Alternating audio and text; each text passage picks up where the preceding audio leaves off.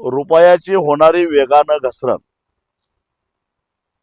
आखाती युद्ध आणि त्यामुळं जे रासायनिक खत परदेशातून येतो, कच्चा माल परदेशातून येतो, त्याच्या किमती भरमसाठ वाढत चाललेल्या आहेत. दुष्काळात 13वा महिना म्हणावं त्या पद्धतीनं सरकारनं खत कंपन्यांना दिली जाणारी जी काही सबसिडी आहे ती सुद्धा कमी केलेली आहे. या साऱ्याचा परिणाम म्हणून कंपन्यांनी आता रासायनिक खताच्या किमती भरमसाठ वाढवलेल्या आहेत आणि त्या अजूनही वाढवणार आहेत, कारण आखाती युद्ध संपेल असं वाटत नाही.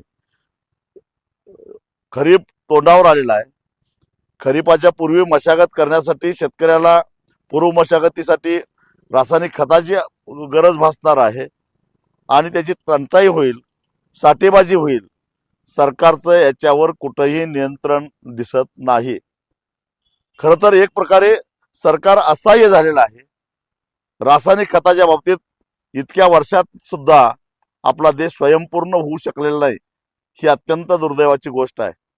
खताच्या किमती वाढल्या तर सरळ सरळ सरकारलाच जबाबदार धरलं पाहिजे, कारण सरकारच्या आर्थिक धोरणामुळं डॉलर महाग झाला, रुपया घसरला, कच्च्या मालाच्या किमती वाढल्या, आखाती युद्धामुळं कच्चा माल येत नाही आणि शिवाय सरकारनं त्याच्यावरची सबसिडी कमी केली.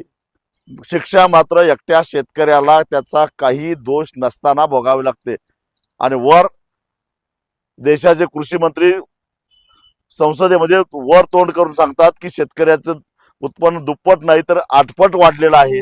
लाज वाटली पाहिजे खरं तर सरकारला.